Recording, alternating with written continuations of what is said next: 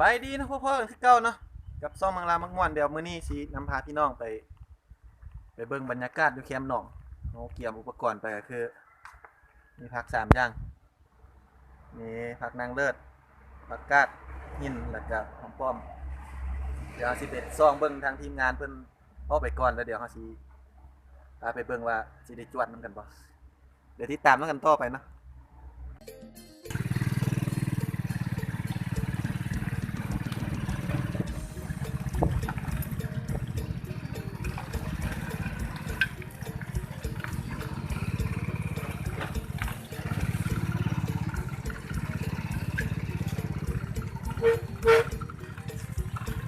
ทีมงานเพิ่นอยู่เจ๋นะครับปากกองเฟือง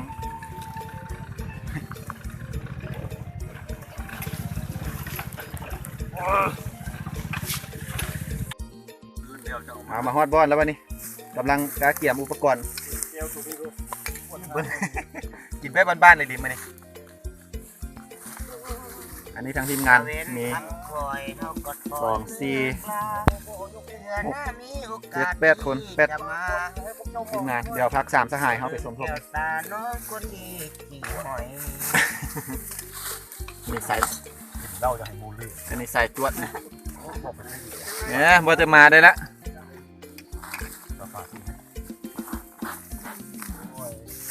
บางทางนี้มีอย่างแดงละเดี๋ยวมันที่เล่นคือเขาลงคลิปด้วยอะไรเนี่ยเขาไอ้ในตีโมเมนต์ใกล้อบเฟืองนะไปจูดยุคแคมทงยุคกลางทงที่ไรบ่ใกล้อบเฟืองตัวเดียวยากกันนะไอพี่น้องซากันยากหมู่เบิดมันทงเบิดบ้านนั่นนะ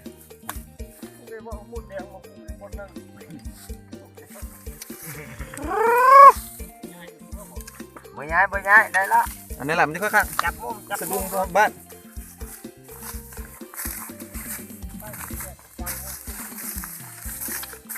เดี๋ยวไปเบิ้งโคโยตี้เขานี่โคโยตี้ว่าที่มากันหลายมื้อแล้วแหละแต่ว่ามื้อนี้จะไหนพูดอะไรนี่ไม่ค่อยได้มาเนี่ยอันนี้ก็มีแต่ผีกระสือทั้งนั้นเลยอันนี้สระน้ำที่เพิ่นเอาปลาขึ้นมาบกกว้างหนองๆน้อยๆแต่ว่าปลาซุกซุมเพราะว่ามันอยู่ติดนาก็นาแปรบ้านเรา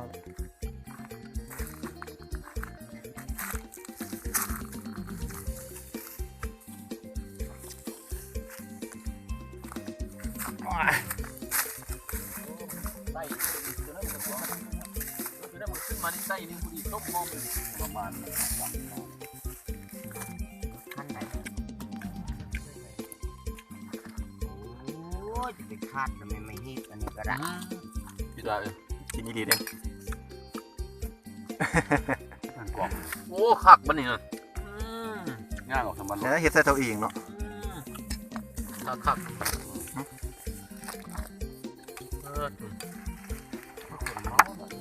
จับซอกด้วยท่านี่วะกินพักวันนี้จังเหมือน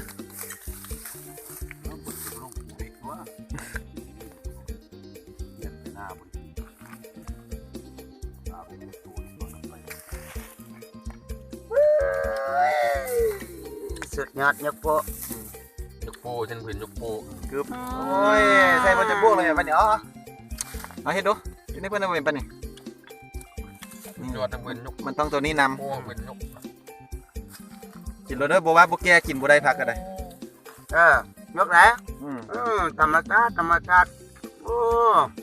อุดมสมบูรณ์นะปักตอนก้อยปลาซิวค่ะป้อนนี่ยกกันแล้วเราเขา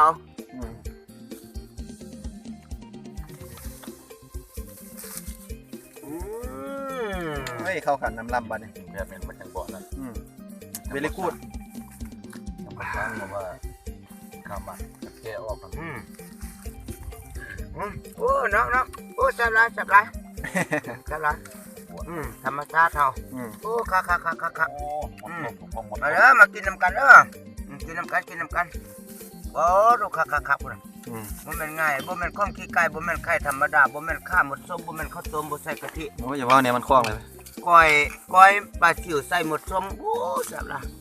เดี๋ยวเอาน้ำเพิ่นก็ได้อันนี้ก็สิ่งที่ป้าถนาก็ว่าสิจวดแต่โดดแล้วล่ะ อืม บ่ได้มา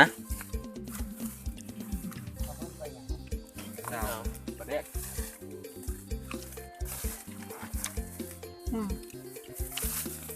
แล้วมองอ่ะ เสียตำว่า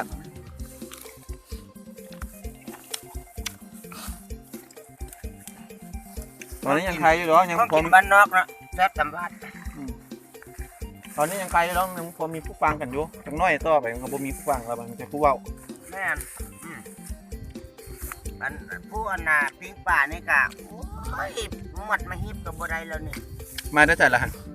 แล้วมาจะล่วงพระบาง มาได้หลวงเขาบางแน่ โอ้มายามไทยบ้านปักตอนนี่โอ้ม่วนหลายม่วนใด อืม ได้กินก้อยปลาซิว อันนี้พี่น้องเพิ่นมา แม่ แต่ ปิ้งปลากระเดิดเด้อโอ้สุดยอดปิ้งปลากระเดิด ไปไปข้างมันนี่ เอาไปปิ้งกันเด้อโอ้ฮิบนี่สุกแล้วฮิบนี่สุกแล้วนี่แหมเอาออกฮิบนี่โอ้สุดยอดสุดยอดใบอ่อนแหมน่าแซ่บได้น่าแซ่บได้เมื่อกินนำกันเด้อ ไป โอ้ยกโปนี่เด้อทางนี้ทางอนาบพ่อใหญ่บ้านเด้อพ่อใหญ่บ้านเด้อนี่โอ้แซ่บหลายโอ้ มันได้กินนะแซ่บหลาย น่าแซ่บกินนำกันได้พ่อแม่พี่น้องเฮาโอ้ตัวสุดยอดเลยใบอ่อนผักกาดอันนี้มีทางผักกาดอย่างนี้ผักกาดเพิ่นเอิ้นว่าผักกาดตดเนาะผักกาดตดเนี่ยกินแล้วก็ออกปากออกดังผักนางเลิศหอมปอมโอ้โตข้าวคั่วเอาเด้ นี่เนี่ย ข้าวคั่วเอาข้าวคั่วใส่เด้อ หมดส้มแน่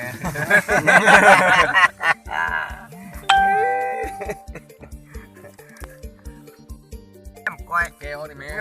นุ่มจริงในนี่แม่ หมดส้มเฮานะโอ้บ่แม่นง่ายเด้อบัดนี้ตายก็จังมีบัดนี้ มาเด้อทางนั้นเด้อทางนี้จวนแล้วเด้ ไปมันหมดส้มกัดอาวุธบ่ได้เด้อนี่ หมดส้มกัดแล้วโอ้ยอยู่ใจลูกโอ้บึงไม่บึงตายบัดนี้ เด็กยิงปลา นี่หมดส้มนี่เป็นบ่นี่ ใส่ปากพร้อม กัดห้ำก็กินด้วย โอ้ย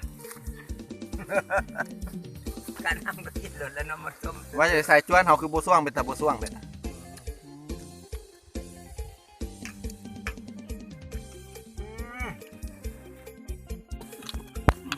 เมากับเมาบ่ได้บ้านเนี่ย เมาหยังอยู่ใด ว่าเนี่ยผู้เจ้าให้คำลูกแกมไอเสียงกันย้อนแบบนี้ล่ะ บ่บ่ได้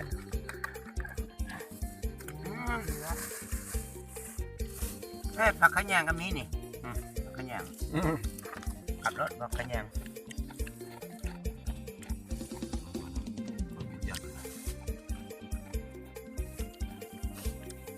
ได้เท่าผมมันดำดี ดูละ เยี่ยน ดูละ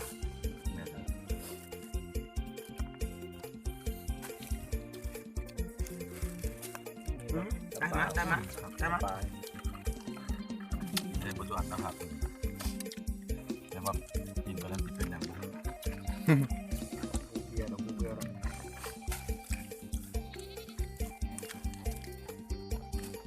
นี่เป็นน้ำอย่าง ไม่ น้ำ ใช่ ตาล หอมเนาะหอมไม่ใช่แล้ว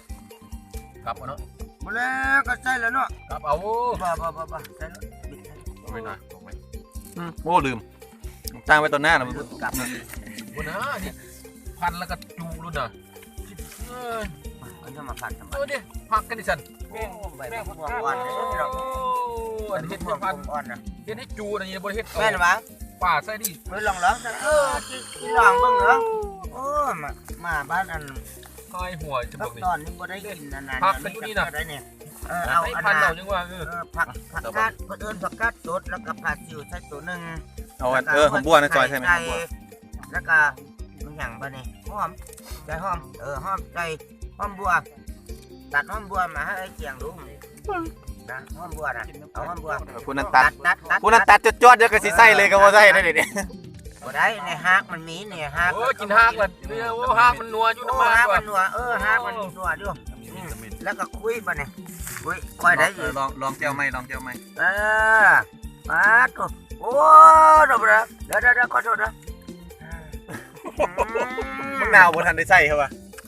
ได้แล้ววะ เออเริ่มตัวเริ่มตัวเริ่ม เอาจะหลายเรื่องเลย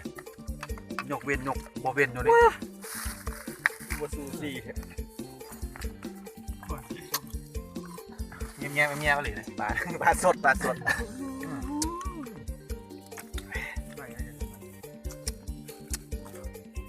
้ะเบิ่งกันคักๆได้กันกินแล้วกันเลยมันบ่มีพังเครื่องบินคือแต่เก่านะพังเครื่องบินตะกี้ว่าข้อยบ่เคยกินข้อยได้กินแล้วว่าแซ่บอะเทียบว่า มีหลายๆเด้อ หลายแล้วบ่เคียนี่นะ ผักมือบินนะ น้ำอยากให้ สุดยอดใบอ่อนผักมือบินนะ ผักสั้นสูงเว้ย โอ้ยอยู่ที่มุ้ยพวกนี้อยู่ลุงมุน แน่นอนเลยเกี่ยว ท่านไปหาที่นั่นก็ซื้อสร้อย เดี๋ยวไปเอาเมียจีนก่อนละจีนดังหานกันตองผักย่างอยู่ ผมแบบนี้เลยวันนี้ปัน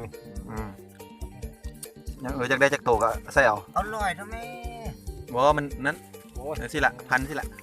กล้วยน้อย นั่ จะ น มี น่ะ รอย จะไป ได้ อยู่ไก่นะจ๊ะ โอ้ แบ่งเป็นตัวเอ้า มีมะนาวด้วย อยู่ไก่แท้ นี่เนาะ แบบ โอ้หมดต้มปกมัน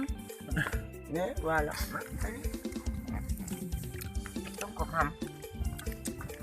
เด้อพุทธ เอาพันดูสิไทยตอนพันนี่นะ พุทธมากินน้ำกันเด้อพุทธเด้อสนใจแล้วก็กดไลค์กดแชร์ไปเด้อโอ้แซ่บหลาย แบบนั้นแบบ โอ้เห็นแล้วเป็นลูกแม่เป็น เอาจวดใส่ ใส่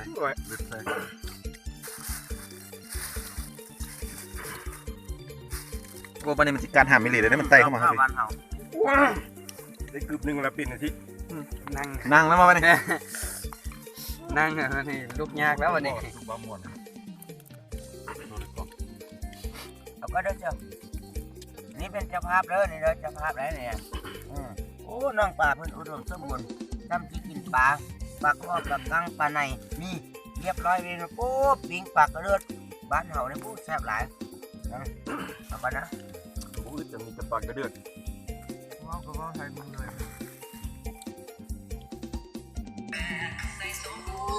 นี่ล่ะมันไม่สู้ซี่นะว่าที่จะกินกันนะมึง เอาก็ยังมากินม้วนนำกัน โบมาหมดเลยบ่ต้องเอิ้นกันนี้ เอาเบิดจะขวดแล้วเนาะพากันกินมื้อนี้เบิดอยู่แล้ว4-5 ขวด 4-5 ขวดหรือนับบ่ได้แล้ว4-5 ขวดแล้วแต่ว่าอันน่ะทีมงานเฮาก็ยังซ้ำนี่แหละยังอยู่4-5 คนโอ้ยังอยู่4ยัง4 คน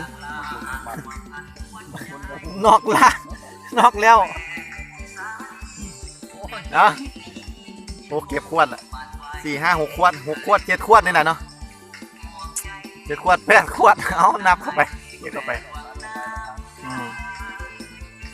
เนาะเอาโจคลิปไว้ทำนี้เนาะผู้ใดมากก็กดไลค์กดแชร์เนาะกดแต่จังใดก็ตามแต่อย่าลืมกดติดตามเนาะช่อง YouTube เมืองลาวมักม่วนเนาะอย่าลืมกดติดตามเนาะเพื่อสิบ่พลาดกับคลิปต่อๆไปแต่ว่าคลิปนี้เมาละขอจบคลิปไว้ทำนี้เนาะบ๊ายบาย อย่าลุ่มไหมล่ะ ยังทำนี่ล่ะคนเฮา ตรงนี้ นอก